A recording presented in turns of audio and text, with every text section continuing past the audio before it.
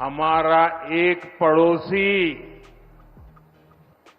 जो आतंक का सप्लायर था, वो अब आटे की सप्लाई के लिए तरस रहा है। वो हुक्मरान जो ठंडे कमरों और गाड़ियों में बैठकर हमारी बेबसी का नजारा किया करते थे। भारत के वजीर आजम नरेंद्र मोदी ने पाकिस्तान को फिर टारगेट किया है और कहा है कि देखो कि जो आतंक को सप्लाई करता था, आज वो आटे के लिए तरस रहा है। शहरियों के लिए दाल रोटी खाना भी मुश्किल हो गया है। सरकारी नर्क पर नान रोटी कहीं नहीं मिल रही। भूख की तड़प, कितारों में हाथ फैलाने की जिल्लत आखिर होती क्या है? 76 साल आजादी के बाद सन 2024 में बीबी मरियम पूछ रही है सन्निसार नामी एक आदमी से रोटी की कीमत में एकदम 10 रुपए का इजाफा कर दिया है। 170 ग्राम की रोटी 20 रुपए से बढ़कर 30 रुपए की हो गई है। गुज़िश्ता कई रोज से सस्ती रोटी ज़ेरे बहस है। IMF ने पाकिस्तान को इस साल संगीन तनाज़ात का सामना करने वाले 6 ममालिक, जिनमें इराक, पाकिस्तान, सोमालिया, सूडान, शाम और यमन शामिल किया है।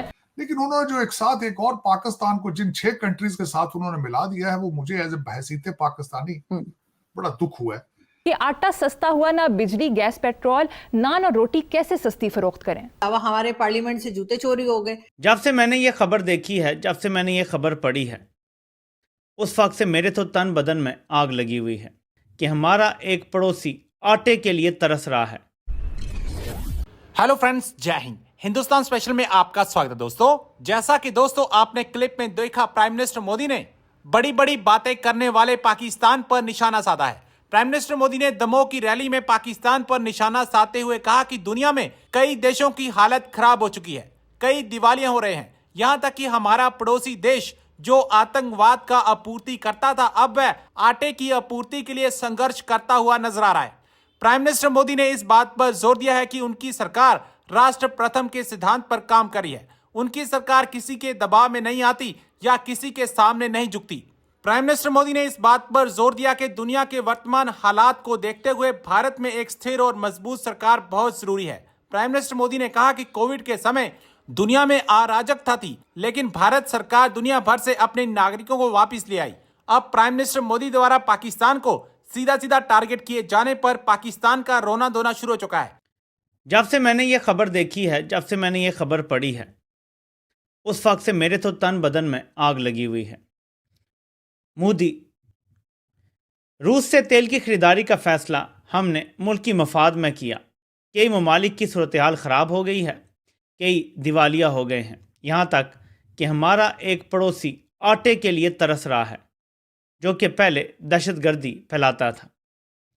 नरेंद्र मोदी रूस से तेल लेने पे अपनी ज़बरदस्त स्ट्रेटजी आवाम के सामने रख रहा है, जबकि पाकिस्तान वो बदनसीब मुल्क है कि जब उसका वज़ीर-ए-आज़म रूस से तेल लेने गया तो पीछे उसके खिलाफ साजिश करके उसको हुकूमत से ही निकाल दिया गया। यह फ़र्क है कि जब से कोरोना आया है, उसके बाद से भारत की अगर आप GDP ग्रोथ देखें तो पहले से ज़्यादा हो गई है। कोरोना से पहले जो GDP ग्रोथ थी, अब उससे ज़्यादा हो रही है मुसलसल 2 से 3 साल। क्या वजह है? कि वक्त पे अच्छे फैसले किए गए, महंगाई से लोगों को बचाया गया ताकि तरक्की का सफ़र जारी रहे और गुर्बत में कमी आए और कौमी पैदावार में इजाफा हो, एक्सपोर्ट्स बढ़ें। ये सब कुछ नरेंद्र मोदी ने करके दिखा दिया भारत में। भारत के वजीर आजम नरेंद्र मोदी ने एक पॉलिटिकल रैली में पाकिस्तान को फिर टारगेट किया है और कहा है कि देखो कि जो आतंक को सप्लाई करता था, आज वो आटे के लिए तरस रहा है। ये वो अपनी पॉलिटिकल कैंपेन के दौरान पाकिस्तान का जिक्र कर रहे हैं। नॉर्मली चाइना या किसी और मुल्क का भारत में लार्जली जिक्र नहीं किया जाता, लेकिन पाकिस्तान का किया जाता है, क्योंकि पाकिस्तान की और भारत की जो हिस्ट्री है, हम क्योंकि इकट्ठे आज़ाद हुए हैं, तो it will always be a reference for Pakistanis. India is a reference, for India Pakistan is a reference. So there are many in Pakistan, those who admire, those who speak for the development in India। एक बड़े तबके में हुई है, एक बड़ी, और जिसे आप कह लें कि इलाके में हुई है।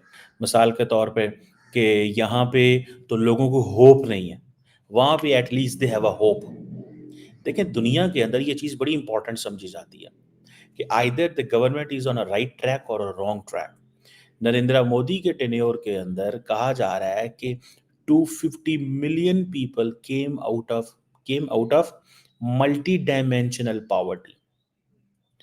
और ये जो चीज है कि मल्टी डायमेंशनल पॉवर्टी जो है, इससे लोग निकले हैं 250 मिलियन के करीब लोग।